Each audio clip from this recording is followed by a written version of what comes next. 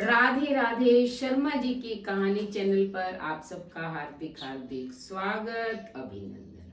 आपने अश्वमेध यज्ञ के बारे में सुना होगा, क्योंकि प्राचीन काल में राजा महाराजा करते थे, चाहे वो त्रेता युग रहा हो, सतयुग, द्वापर युग। अश्वमेध यज्ञ करने के अंदर बहुत सारा पैसा चाहिए और केवल राजा महाराजा ही कर सकते हैं। अगर हम सोचे कि कलयुग में कोई कर ले तो ये असंभव लगता है। तो ये असंभव क्यों है, कैसे है? एक बार यही जो है संदेह माँ पार्वती के मन में उत्पन्न हुआ।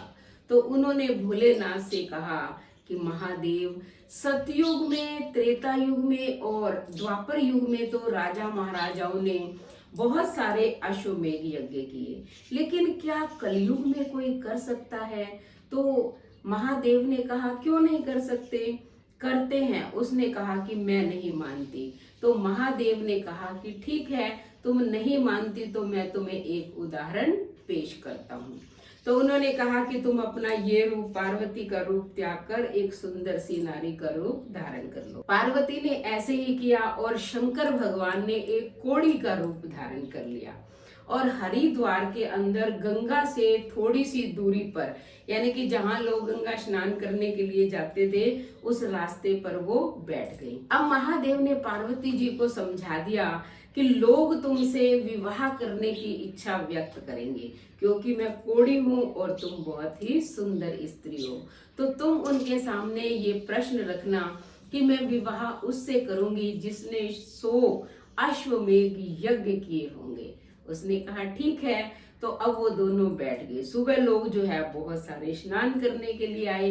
आपको पता है कलयुग है, कलयुग के अंदर किसी भी सुंदर चीज को देखकर व्यक्ति का जो है ध्यान वहां चला जाता है, और फिर नारी हो तो जाना स्वाभाविक है।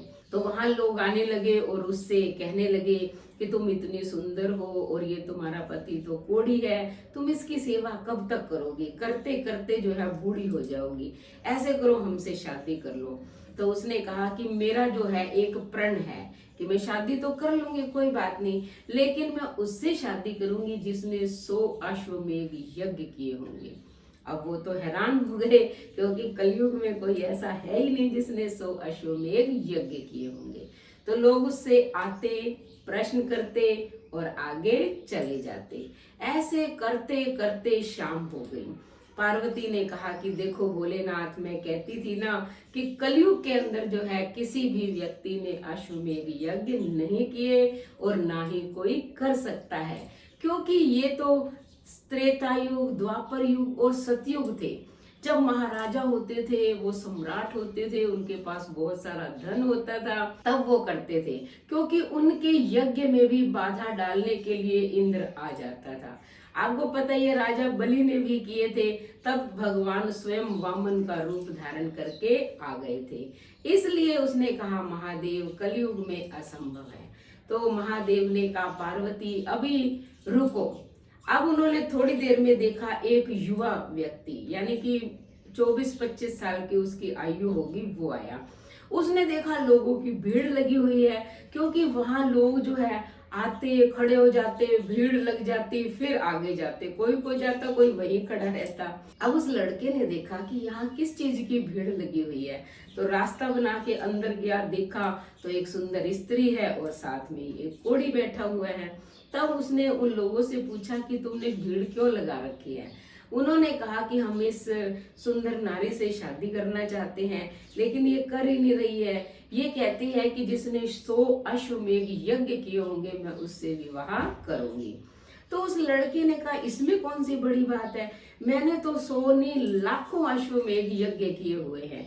महादेव मंद मंद मुस्कुराए। पार्वती हैरान हो गई। उसने कहा कि तुम्हारी तो बेटा उम्र ही बहुत छोटी है, तुमने 100 अश्वमेध यज्ञ कब कर लिए? तब उस लड़के ने कहा कि देवी, मैं प्रतिदिन अपने घर से यहाँ गंगा किनारे आता हूँ, गंगा में स्नान करता हूँ और फिर वापस जाता हूँ।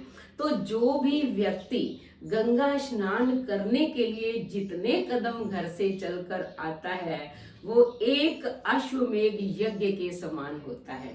तो एक कदम एक अश्वमेध यज्ञ के समान है। कहते हैं कि कम से कम मैं तो डेली हजारों अश्वमेध यज्ञ करता हूँ।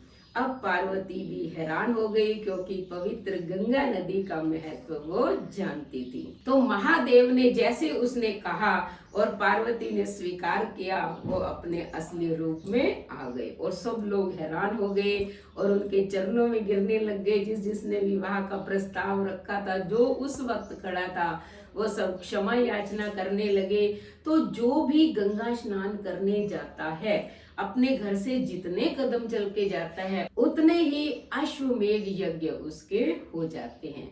लेकिन वर्तमान काल में क्या है, घर से लोग ट्रेन में, बस में जाते हैं, वहां भी ऑटो ले लेते हैं, कैब कर लेते हैं, टैक्सी कर लेते हैं। तो हमें जितना हो सके पैदल जो है तीर्थ यात्रा करनी चाहिए। तो चाहे वो कोई भी हरिद्वार हो, गंगा नदी है, यमुना है, त्रिवेणी संगम है, कोई भी है, तो हमें नदी में स्नान करने के लिए जितना हो सके पैदल चल के जाना चाहिए।